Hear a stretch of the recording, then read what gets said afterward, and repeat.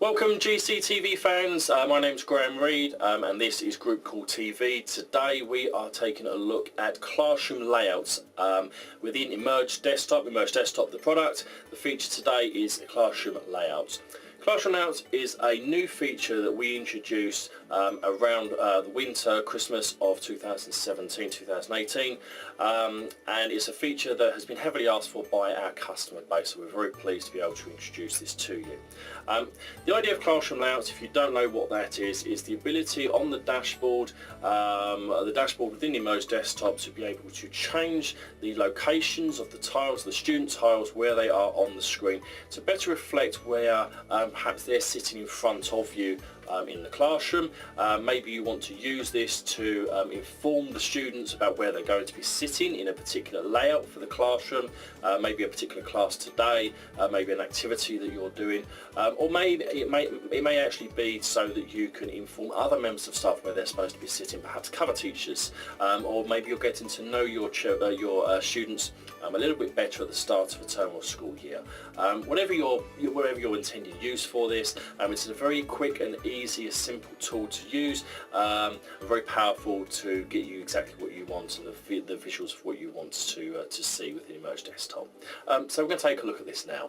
So like all episodes where we're doing a demonstration on GCTV, this is a pre-recorded video that I'm going to talk my way through and commentate over. Makes it a lot easier that way. So what we can see now is the Emerge Desktop dashboard. I'm just going to stop and talk about that for a second. This is a really useful page anyway. It's probably the main page that you use day in and day out with the Emerge Desktop to get a very quick one-stop shop look at everybody within the classroom, all the students within the classroom, how they're getting on in the school at the moment in terms of their attendance, their behaviour, their achievement, and then we can very quickly drill down into some more details as well about those children. So let's have a look at what we've got. So if we can see on here, we've got some new tools. If you're new to this, or actually if you're well past 2017-2018 when we introduced this, then these won't be new. These will already be there for you. So I can add a new plan, a new seating plan to this particular class. We go into the design view here, and so what I can now do is I can now select the number of columns and the number of rows that I want this classroom to be. I'm just going to pause that there. So this is going to be about the size and shape of your classroom. Try that again. And now I'm going to select the rows and columns, and we can see on the screen. Hopefully this comes out in the video here. It's not very clear on my screen at the moment. It's got a terrible monitor, it seems. The layout of the classroom, and now I can give the room a name and the room location as well. I'm just giving it a label so I can come back to it. And now I can start dragging my students onto the layout exactly where they are in the classroom. So remember, right at the very back, at the very top of the design is going to be the back of my classroom. I'm looking at this, so the closest ones to me in the classroom are generally at the front, at the bottom of this particular layout. So I'm going to lay this out. So in this particular classroom, I've got one table perhaps to the side. It doesn't have to be tables. It could be just general layouts of the classroom. And when I'm done, and when I've put all the children that I want, all the students I want onto the, I need to stop saying that. I need to stop saying children. They're students. They're students to you. They're students in the classroom. I can save this now, and I can go back, and I can, when I click save on there we go. I go back to the dashboard that I've been using. And now what I can do is I can see that I can either go and edit the plan, or I can select one or a number of different plans that have already been created by me or other members of staff for this particular class. And now what I can do is I can switch to that particular view. I'm going to pause that again for a second now. So what I've done is I've now toggled to that view, that classroom layout view, and you can see this is now giving me the layout that I chose and that I created just a moment ago. So I've got my students on there, and I can scroll down to see more of them. I can also see that I've got a teacher's desk at the bottom.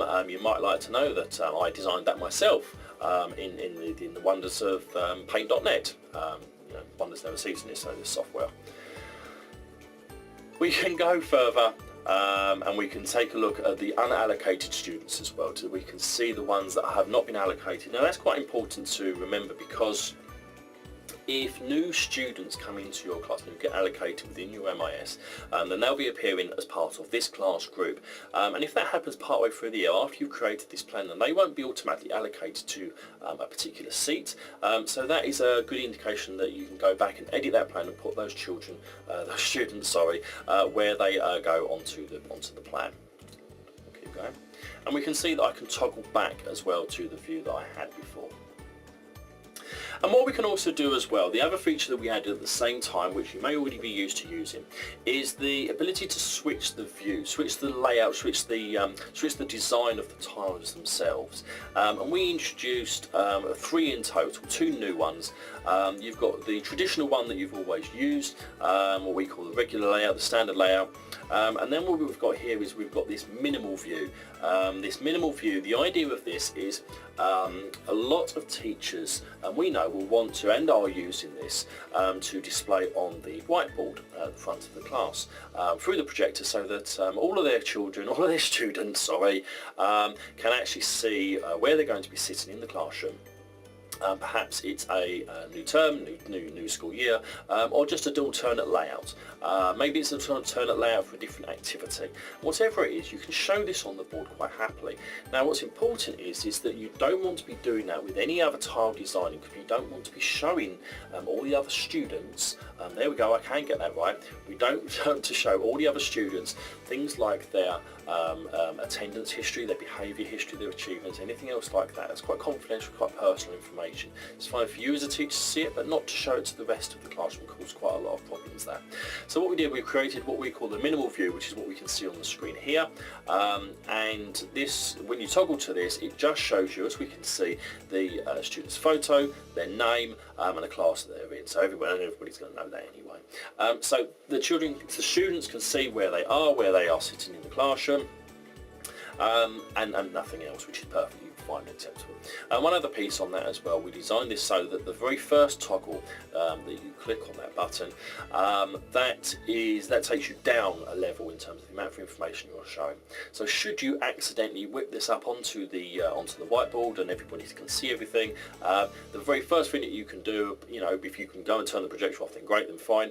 But failing that, what you can do is you can click that toggle and it takes all the information away, apart from the students' photos. So it's another safety measure as well. What we can also see as well with these different views is what we call our maximum view.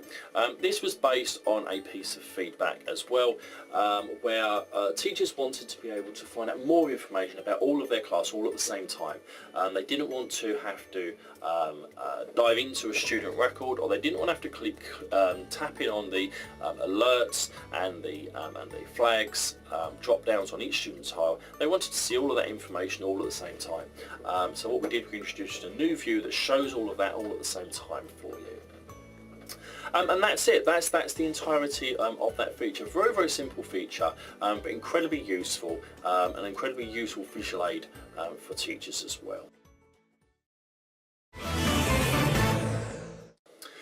That noise means it is question time, and the question I have this week is, how do I filter and how can I show some of the very specific people on my desktop? I've given the game away already. This is about using the filter option. The filter option looks like three little lines on the top right hand side of your Merge Desktop on the desktop screen, and you have a number of predefined filters, from gender to pupil premium to free school meals to SEN, as well as being able to filter on the different alert types. So maybe you wanted to filter on only those that have had a behaviour record this week. You can click on one or several of those filters to get some more complex filtering going on, and then that will then only show those particular tiles on the desktop screen. Interestingly enough, as we're on the episode about classroom layouts, those same filters work independently of all of the different views and the classroom layouts you have. So you you can have the classroom layout view as well as filtering those students so that you can only see those particular students on the screen in the locations that you have set up on the classroom layout. So I hope that's helpful to you. Hope that was very useful to you. Hope you enjoyed this episode of GCTV. Join us again for another one soon. Ba ba ba ba ba ba ba ba ba ba ba ba ba ba ba ba ba.